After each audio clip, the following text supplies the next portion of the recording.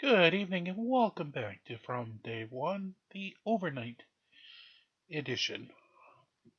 Along with us with the time, of the Fearless. So let's start doing our items as we take it back to Father Michael Maginot with more exorcism talk of Midnight in the Desert. Souls to think I'm better than you. Coming to you at the speed of light in the darkness, this is Midnight in the Desert with Art Bell. Now, here's Art. Father Michael Maginot is our guest, and we're about to talk about an exorcism that he did. But a little background, and I think we're almost done with that. There is one thing, though, that bothers me. The Father said that Lucifer kept the light. And I had somebody on this program that talked about UFOs named John Lear.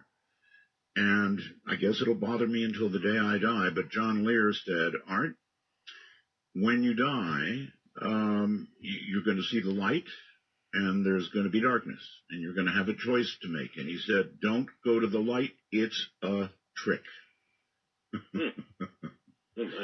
That's bothered me ever since I heard it, Father.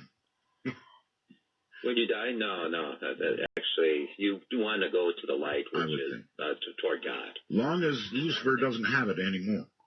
No. Good. He lost that. That's good. Yeah. All right. Let's move on. I mean, here you are, a priest, and you get a call, apparently, from, is it the Ammons family? Is that correct? Ammons. Ammons. Okay, Ammons family. That's a long name. Okay. Ammons family, and they wanted your help. And why did they want your help? What was going on? Yeah, I kind of got involved in all this by accident. I cover for the Catholic priest chaplain who works in the two Methodist hospitals in our area, one in Gary, one in Maryville, next door. And his days off are Friday and Saturday. And so I usually get called in for emergencies. Right. And so on the Friday, April 20th, 2012, I was doing what I normally do on Friday morning as my Bible study class. Mm-hmm. And I got the call from the Methodist Hospital in Gary from the chaplain who asked me to come over to do an exorcism. And I said, why's that? And he mentioned that this 9-year-old boy was seen by several professional staff people walking up the wall backwards and flipping over his grandmother, and they ran out of the room, and they got the security to look in that. The security then called the police. They called the chaplain. Would you mind rolling over that again? You said that he was walking up a wall backward? Backwards, yeah. So the way it happened, it was the Child Protective Services were noticing that the children, the 3 children, were missing school a lot, and sometimes when they were at school, they would have things like bloody noses, bloody gums, and different things. And so there was a lot of suspicion that something wasn't right at home. Right. And so they kind of got involved and asked, and it was the mother and grandmother were kind of watching over the children. Sure. And so they took them to their doctor to have them examine the children. Yes. And to see what's wrong. Family doctor, right? The family doctor. Yeah. Mm-hmm. And so in that doctor's office, it first of all started with what would happen is this demon would jump from one child to the other. And so it would affect one child and then do crazy things and then jump to the next one and continue probably to do about similar type of things. So, walking up a wall backwards, that's movie stuff. I mean, do you have other people who saw this happen, witnesses? Yeah, there's a couple of professional witnesses. One was the child protective agent, and the other one was a psychological nurse, and I think a psychiatric doctor also saw the same thing. So they were, but that was at the hospital in the emergency room, which they took the children to after the doctor's office, because in the doctor's office, one boy was picked up and thrown into the wall, and before that they were kind of growling and saying everyone must die in a very grovelly voice. And Father, hold on. Their eyes are rolling. Right. Oh no, I'm getting this, Father. Just stop for a second. It's a 9-year-old boy we're talking about right now. How many children totally? There's 3 children. 3. The 2 boys are they were right in the time of their birthdays. So it was like one was like 7 turning to 8. The other one was 9 turning to 10. Right. And then one was the girl was the oldest, was 11 turning to 12. Their birthdays were right around that time. 7, 9, and 11. Okay. And you're saying that this demon jumped between all of these children back and forth? Yeah, it would kind of jump from one to the other when it was active. And it also, we originally found it stemmed from the mother, but no one kind of knew it at that time. And so when one boy got thrown against the wall, he would kind of fall asleep, and they couldn't wake him up. Father, do you mean up into the air and up against the wall like that? Yeah, they saw him be picked up, thrown to the wall, and knocked down, and then he kind of fell. Then he would be unconscious. Right. And then the second boy was also kind of acting strange. Now he was kind of saying things, everyone must die, and growling and such, and then he kind of fell asleep, went unconscious. But they couldn't wake them up, the boys, and also the doctor, when he was seeing all this, he said, I have no idea what all this is. This is beyond my capacity. We got to call the ambulance. So they got 2 ambulances to take the 2 boys to the emergency room at the hospital. And 7-year-old and the 9-year-old. So they went and it didn't seem to, I think the girl was there, but she didn't seem to be affected at that time. They seemed like they brought, the first thing happened to one boy, the next thing happened to the other boy, and then that's when they called the emergency, the ambulance. Well, sure, yeah. I can only imagine a family doctor in his office seeing all this go on. It would be hands up, hands off, take them away.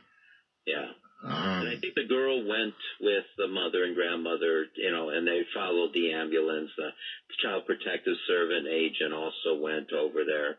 Now, when they got to the emergency room, the youngest boy it was going berserk. And so it took 5 guys to hold him down. They tried to restrain him and all that. And I think they ended up finally sedating him, and they kept him overnight for observation. Sure. And so it would be the next morning, the family would come back, the grandmother, mother, and also the girl would also come back. And in the morning, again, the one boy was kind of always talking about this boy, his friend. Now he would see this boy in the closet at their home that would talk to him about what it's like to die, what it's like to be killed. And so and then all of a sudden he'll start growling, and then again, you go uncontrollable, and then it'll take again 5 guys to try to hold him down, and then they'll try to strap him into the bed and into the gurney and all that, and sedate him. Then it kind of jumped to the other boy in the other observation room. The 9-year-old? So So the 7-year-old was with the mother, and then it jumped into the other boy in the other room. This is the 9-year-old, and he was with his grandmother, and now he started acting strange. Now this is so that you had staff in these two rooms, okay? Sure. So, and all of a sudden, when the 9-year-old started acting strange, he would start growling. He would start like hitting his grandmother with headbutting her in her stomach, and says it's now time to die, and then she would try to coax him back, calling his name, and she was holding on to his hands, and as she was trying to coax him back, calling his name, she was backing him up against the wall, and as he came up to the wall, he started to there's two ways that it's described, that he walked up the wall. Some say he kind of like skated up the wall, glided up the wall, just kind of lifted up the wall. So that there's kind of a couple different descriptions of that. Then some say he walked on the ceiling, but he kind of flipped over his grandmother. So it was he flipped over his grandmother, sat in the chair, and then looked at everyone who was kind of in that room, and gave this like Grinch-like grin, to them, and his eyes were white, So, and they ran, and everyone who was in that room ran out, and what I would have done. Definitely, what I would have done. This is really scary stuff. And you're saying there's plenty of witnesses to all of this. Yeah. I've got somebody who said yes. It was on Fox News. It's been all over the place. So this is that case. My goodness. Continue, Father. I don't know what to say. So when I heard that story, I said, okay, there is something there, but I explained to them, I can't do anything now. I have to get permission from the bishop to do this, and I need to do an investigation. But I am willing to meet with everyone, and so I feel free to give them my contact information, and I'll meet with them as soon as possible. Right. And so, what ended up happening is the 3 children were taken away from the parents, away from the mother and grandmother. So 2 of them the 2 older ones were put into with the Carmelite sisters in the area that take care of foster children. Right. But the 7-year-old who, it took like 5 guys to hold down, and who was talking about, what it's like to die and such, and seeing the boy in the closet at his home and such, he was taken to a children's psychiatric lockdown unit in another hospital, psychiatric hospital in another part of our area here. So at this point, even after all of this and all of these witnesses, you're still not involved in the sense of doing an exorcism. I mean, you would think that when any medical person saw any of what you just described, they would, that's not in any of the books I read when I was becoming a nurse or a doctor. No way. Yeah. So I guess when were you then involved?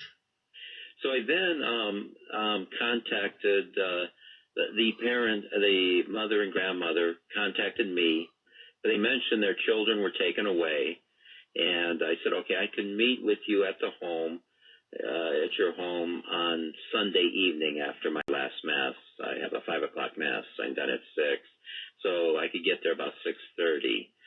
So I went to their home at 6:30 and was there for about 4 hours to do an investigation. Right. And the first 2 hours were pretty much them telling the whole story. And it all kind of started when they moved into the house. And the reason she moved into the house was that she was trying to get away from her ex-boyfriend, whom she found out was a married man, when his wife called her. I guess she discovered her phone number on his phone. Found her. And says, "What are you doing with my husband?" And she says, "Oh, I didn't know he's married. Don't worry, this relationship is over." And it kind of explained a lot of things. But she did say something that was kind of strange. And she said, "You will regret ever messing with my husband." And she said, "Well, don't worry, this is over." But he wouldn't let it go, and so he kept on kind of stalking her almost. And so she felt the best way was to move away and not let him know where they're going. So her brother's landlord said there was a house available very cheap, and so and they went to see it, and so they decided to move in there. And but I guess the boyfriend eventually found out where she moved to. Probably he followed her from work or something like that, and eventually found where she was living at, and then started to show up again. But when they moved into the house, it seemed to be things. First of all, that they saw all kinds of horse flies. This is about November, so it's kind of late in the season for that. But so especially on the porch, and they were usually these a lot of dead horse flies, and so they would sweep them up, and the next day they'll find a whole mess of more, and they kept on sweeping up the horse flies. Then one time she saw someone walking back and forth, pacing in their living room. I think this was the grandmother, and she thought someone broke into their house. So when she jumped out of bed and turned on the light, no one was there. But when they looked on the ground, on the floor, there was muddy footprints. Wow. And they seemed to come up from the basement area. And then later on, they would hear footsteps coming up the basement. And so the way they kind of dealt with that was to put a lock on the the door from the kitchen to the basement. And then all of a sudden, they would hear steps coming up the steps, and then pounding on the door. Good Lord. And when they would go and open it, they would see no one. And then other times they would hear dogs barking out there, and then they would open up that door but not see anything. Father, especially with regard to somebody coming up the steps to the locked door from the basement and pounding on the door, and then nobody being there. No offense, but how does anybody stay in a house with that kind of action going on? I just, you see it in movies, and you're sitting here screaming, "Get the heck out of that house!" And of course, they never do. And I guess they had a good deal on this house, and they didn't have a lot of money, so no choice. Yeah, they were kind of trapped. So that's usually the one thing that keeps people from moving out. They have, they sign a lease and things, and so they would be liable to pay the whole thing, and so they really didn't have anywhere else to go, and so it was kind of livable in the early part. It seemed to escalate through the winter time. As I mentioned, the kids were starting to wake up with blood on their pillows and bloody noses, bloody gums, bloody lips, and things like that. But they couldn't see, the blood would just kind of appear out of nowhere and, then kind of go away. Was it at that point, when you interviewed Mom and Grandma, at that point, were they noticing that this was moving from child to child? Yeah, it was. They didn't see it be jumping, but it would affect one child one day, then another one another day, and another one another day. Right. So it was never was it two at the same time. So they didn't kind of see that later. They would see something happening to the one child, but it would affect all three. And it wouldn't be till they kind of saw later that. Never was two things happening to two of them at the same time. I see. Right. You had a pretty good, long, substantial interview with Mom and Grandma. I guess Mom was Latoya Amons. Is that correct? Yes, Latoya. Yes. Latoya. Okay. What did you come away with from that interview? What did you make of her? Yeah, actually, because I was always trying to figure out, when you're doing this, you're trying to figure out what's the source of this, what brought this in. Right. And so, and now we're trying to do this without the kids there, because they're so. Of course, yes. And she didn't know quite, so I'm asking, what do you think? Did they get involved in, did they play a game, Ouija board, video game? Right. We're trying to, and they pretty much, we couldn't come up with anything like that. Latoya then was mentioning that she also started to have kidney ailments and went to the doctor 3 times, like in January, with 3 different kidney ailments. And then one time, the only time the grandmother seemed to be affected was one time she was washing clothes in the basement, and all of a sudden something choked her, and she had to get out of the basement. But that was the only time she was ever attacked. But she did mention one time she saw all kinds of sand in the basement strewn over the floor, and so she had to sweep it up, and it was like 2 buckets worth of sand that she had to sweep up from the basement and throw it outside. And then everything seemed to escalate with the last time the boyfriend came over to the house. Now, they would never let, she didn't want anything to do with the boyfriend, would always tell her, go back to your wife, this is over with and such. And he would keep on showing up, and they would try to keep, just tell him, to go. But the last time he came to the house, he wanted to give the boys $5 each, but he didn't give anything to the girl, and I kind of found that strange, and I asked, why was that? And I think Latoya was at work when that happened, and Rosa, the grandmother, was calling her and says, he's here, and says, get rid of him, and he says he wants to give the boys something. What does he want to give them? $5 each. And he says, okay, that's okay.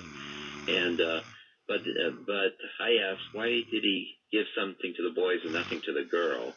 And so Rosa said that he said that the boys needed this incentive to be good, but the girl didn't. But it just struck me, there's something bizarre in all that.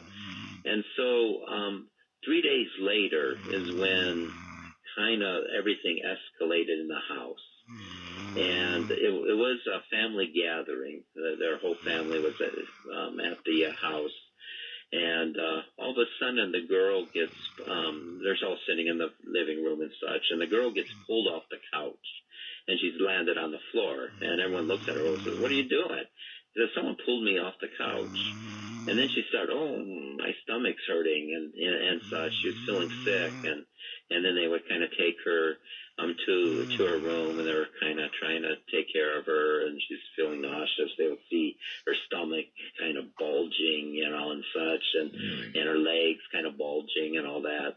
And then Rosa went to the kitchen to get a washcloth so she could put on her head. And all of a sudden, behind her, in their living room, they had a freezer, and because there wasn't room in the kitchen.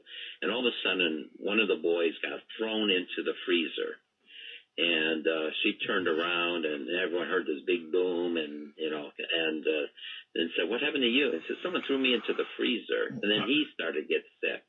Now, wait a minute. This is a freezer that is closed, right? This is like a refrigerator freezer. So it's but it's in the living room because they didn't have room in their kitchen for it. So it opened and he went. No, it's a closed freezer, but he got thrown like at the doctor's office. He got thrown up against it. thrown up against it, and everyone just heard the boom and turned around and saw him. They thought he ran into it. He said, "No, someone threw me into the freezer," and he says, "There's no one else around here." So then he started getting sick. And so they then took him into the bedroom, and the same things were happening to him. He was feeling nauseous. His stomach was, bumps were appearing, and his legs, bumps were, and bulges and things were appearing. Right. And then all of a sudden, the third boy was in the bathroom, and he got thrown out of the bathroom and went flying. And everyone turns around and says, "Well, what happened to you?" And he says, "Someone threw me out of the bathroom." And then all of a sudden he got sick, the same way. Right. And with that, then everyone's leaving. I said, we're getting out of here. This is bizarre. Right. And so they kind of heard some of the stories before of what was happening. But this is the first time the family actually witnessed what was going on. And so all the family leaves except for a cousin, and she asked her parents if she could stay overnight with the girl, and they said that was okay. And so everyone left, and so they're kind of getting ready for bed. Everything seemed to settle down, and so and they turn off the lights in the bedroom and such. And Rosa and Latoya were about ready to get into bed and such, and they heard this scream, and they come running into the bedroom and open the door and turn on the light, and they see their daughter fall onto the bed.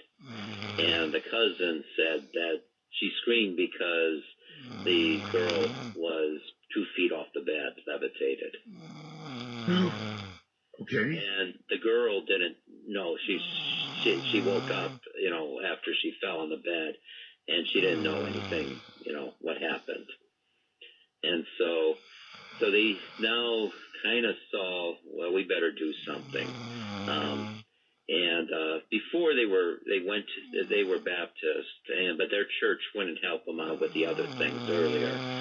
But Rosa's mother, who was kind of a shut-in in an apartment, had a neighbor who belonged to this deliverance church. They do deliverance services. Yes. And so Rosa tried to call her mother and to have them come over to see if they could do anything for this. But it took all kinds of different things were happening, interfering with their phone calls.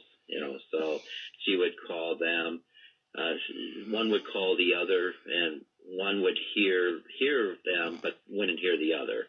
And then the other one would call back, and you could hear the one, but not the other. Electronic interference. So it's like electronic interference. Then all of a sudden, they would call again, and there was this, staticky, but it sounded like a voice in the static, growling and things. And then in one of the calls back, they said that there was a whole series of zeros on their phone as the number. But eventually they finally got enough that they would send, she would talk to her neighbor, and the neighbor would have the church send people over that Tuesday. And so... all right, Father, hold it there. It's a natural break point, I guess, or maybe not natural. How do you break this story at all? So you're hearing a story of possession, and you're going to hear a story of exorcism. This was a nationwide, worldwide story. I'm Art Bell. This is Midnight in the Desert.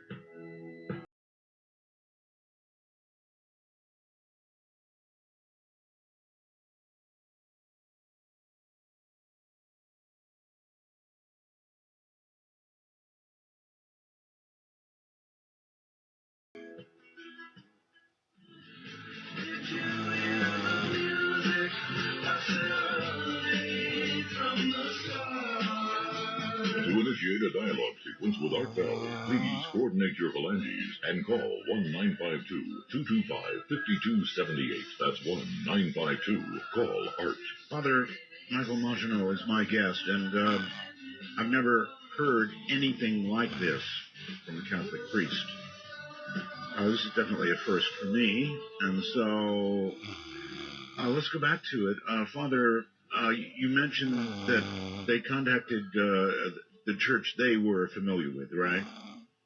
They tried first with them, but they didn't deal with anything like that. So they ended up contacting the church of Rosa's mother, Latoya's grandmother, right. who was and they came over on that Tuesday.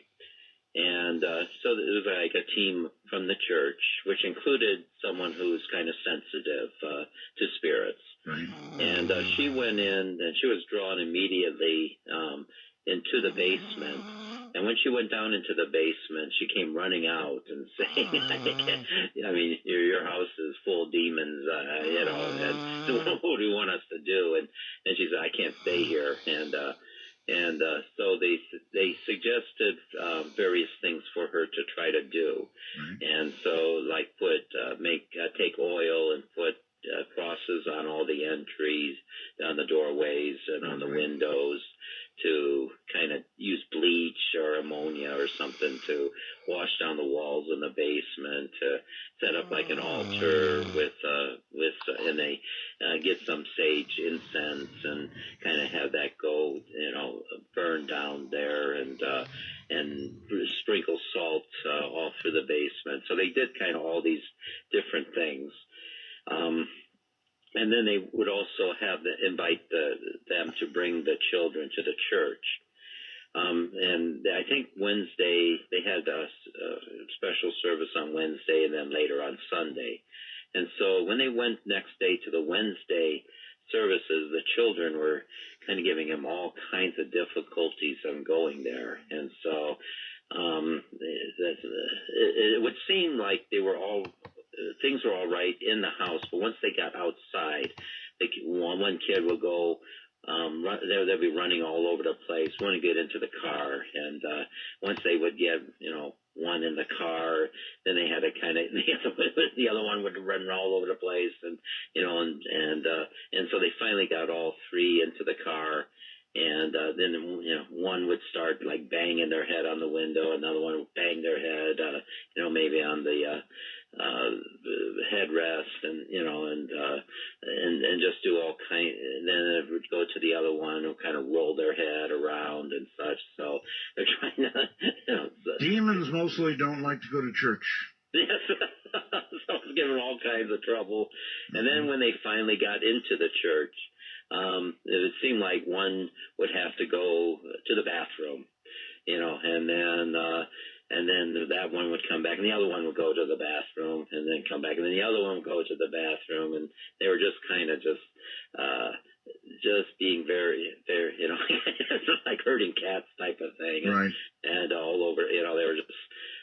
So it was very difficult. So they were trying to, and I think eventually the kids would just kind of fall asleep one by one, and then they would kind of wake them up, and I think they tried.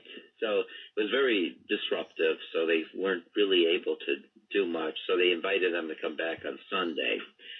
But I think the same thing happened, but it was even more violent. And now Rosa, before Rosa and Latoya were kind of helping each other, you know, but Rosa said, I'm not going to miss church, you know, so you have to deal with it. So Latoya could never get them into the car, and, you know, and such. So they ended up never,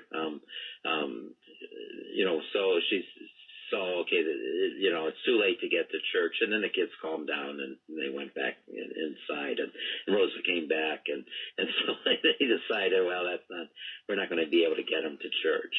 And so shortly after that, they would end up leaving the house, because they were all kind of sitting around the living room watching TV, and this Febreze bottle levitated off the coffee table and went back and forth in the living room, and they got thrown into LaToya's room, and they heard this huge explosion. And when they looked into the room, they saw that it knocked down her lamp and broke her lamp. But right next to it was the closet, and that's when all 5 of them saw this huge black monster-like thing with red, kind of red eyes. And they say, "Well, just grab some clothes, and we're getting out of here." And so they went to a hotel. And well, it's so understandable. I mean, at this point, they wouldn't really be thinking of possession of the children or anybody. They would be thinking, we live in a haunted house. So that was the last time they went to the house until, and so they went to a hotel, but they could only afford one night. And then they finally went to relatives, to, I think, her brother, LaToya's brother's place. But that was getting very, 5 people moving in. Yes. It was pretty cramped. Very tough. And such. But it was still kind of affecting the kids. They were missing school and things. And that's when the Child Protective Services would get involved. And then that's when I got involved after that. How did you get involved? I mean, after all this went on, who was the one to contact you? That was the Methodist chaplain at the hospital. Really? Who when the boy walked up backwards. So. I see. So, at some point, I'm not Catholic. I'm sort of lapsed Catholic. But I believe that there are permissions required to actually perform an exorcism, right? Yeah. So I was going to do my investigation. So when I went to the house that Sunday night, they told me the whole story. Okay, and then so that took about 2 hours to do all that, right. Get up to that point. But what struck me strange was the boyfriend. And so now I was going to say, okay, tell me more about this boyfriend, because I think this is the source of it. And that's when the phenomena started to happen in the house. So the first thing was a series of interruptions, not to get me to talk, about the boyfriend. Like what? And the first thing was the light in the bathroom started flickering and buzzing. And I said, oh, that's strange. So I went and walked over there to take a look at it. And the moment I walked in the bathroom, it stopped. And so I went and sat down again and got my pen and everything. And, okay, tell me about the boyfriend. And again, immediately, the light in the bathroom started flickering and buzzing. So second time I went, and the moment I got to the entrance of the bathroom, it stopped. And so I walked back, and I mentioned to them, I guess it's scared of me. And immediately it started buzzing and flickering. And so I went, and this time it would let me look at it. It was buzzing and flickering. And then I went and got my crucifix, which I brought with me. Right. And then I went to put it even on top of the light.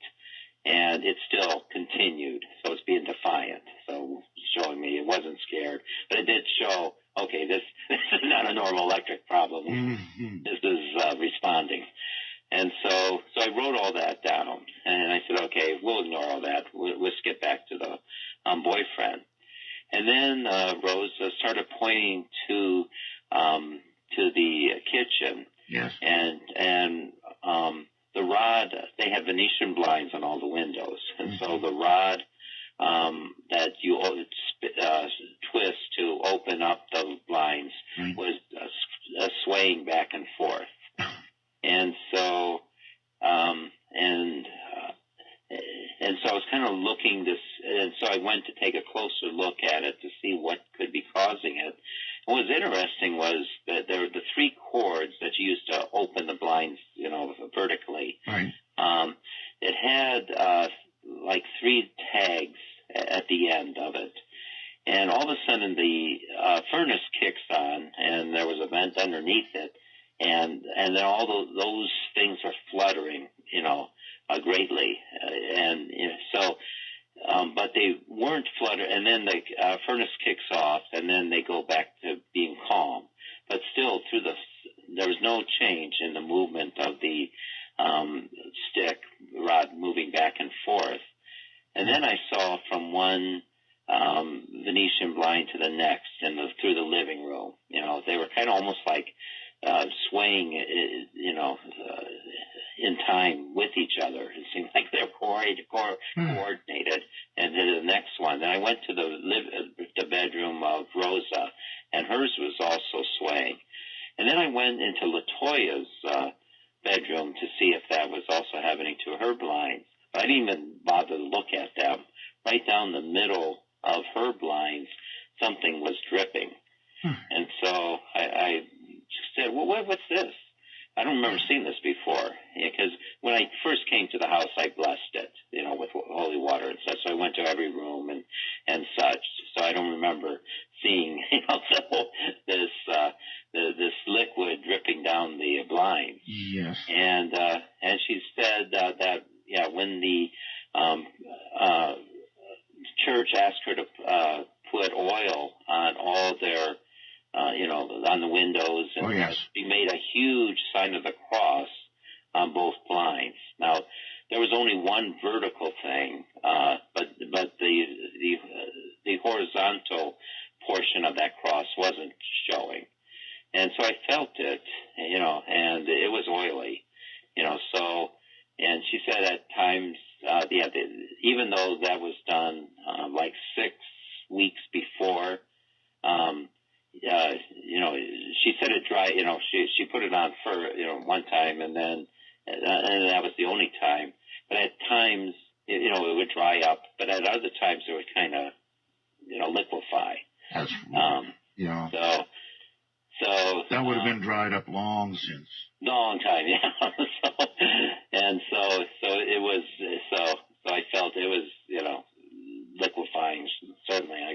So I made a note of all that. And then I said, okay, let's get back to the boyfriend. And then Rosa points down to around here, around where LaToya was sitting, and all of a sudden it looked like wet footprints were all around her. And I go, I don't remember seeing that. This is like right out of a horror movie. It really is. Yeah. And so I went to see if there were, if they were just paint, then they were wet. So I felt it. It was wet. I could smear it. And then I was looking where it came from, because I go, where did these? I don't remember seeing these before. Right. So I was, because I was in the kitchen, I was in the bathroom, but they were just around her. So I was wondering if I made, if I stepped in a puddle or something, and was tracking this through the house and happened to, but I don't even remember walking around LaToya that way. I was always going back to my chair. But it was just around her. It wasn't out the door, wasn't out, it was just these went, and they just appeared. I don't remember seeing them before, so I then made a note of that. And then all of a sudden she said she's shivering. She's real cold. And so she went into her bedroom to get a blanket, and she put it around her. And says, okay, let's talk about the boyfriend. Then all of a sudden she throws off the blanket, so she's burning up, and then all of a sudden she said, oh, I have a headache. And then at that point I said, do you mind if I put my crucifix on your forehead? And she said, okay. And so I put it on her forehead, and she began convulsing, and I took it off immediately, and she stopped convulsing. And I said, oh, I think you're possessed. You have an aversion to holy objects. And she kind of sheepishly... When you say convulse... yeah. It's like she went through like a seizure. She's just shaking. Okay. And then she would stop when I took it off. And then I asked Rosa if I could do the same to her. And she gave me permission. I could put it on her, Rosa, and there was no problem. And she said, so she was kind of the one least affected by all this. But I said, well, I think, and at that point, I looked at my watch and I saw it was 10:30, and I said, okay, I think I have enough here, but I have to get to the bottom with the boyfriend. The key is the boyfriend. So, and then we could probably do that over the phone. And so, so we, and they went. We closed up the house, and they went back to with her brother and such, and yeah, I think I'd want to do that on the phone too. And so the next day, Rosa calls me and says, "Latoya's very sick, and but she wanted to mention something that happened that night because they were sleeping in the same room, and so Rosa was awakened in the middle of the night, and she saw that her feet were uncovered by the blankets, and so she tried to kind of kick, the bedding back over her feet. And as she was about ready to fall asleep, she all of a sudden noticed that the bedding was coming off of Latoya's feet, and that also woke up Latoya. And so I was kind of saying, there seems to be something with feet here. So, if that makes any sense to you. And so Latoya called me the next day, and she says, that reminded me of something. The first time I met my boyfriend was that I was missing, and I never thought of this till then, that I was missing. I got a brand new pair of Air Jordans for women, and all of a sudden they were missing. I couldn't find them anywhere. And she was asking her kids, did anyone take her Air Jordans? And they all denied it. And she asked her mother, she says, what would I do with, Air Jordans? And she, so and she couldn't find it, anywhere. So she was kind of surprised. And then she wanted to make a picture of the family and enlarge it. So she went through her stack of pictures and was looking for that picture she wanted to enlarge. And she also noticed other pictures missing of individuals in the family. Alrighty, for some reason the tape has stopped there. I will have to fix that. We will have that for tomorrow. Till then, please make sure you do like, share, and subscribe. Get us to the goal of 5,000 views, 1,000 subscribers. And until then, it's always a great new world to release to Krakens.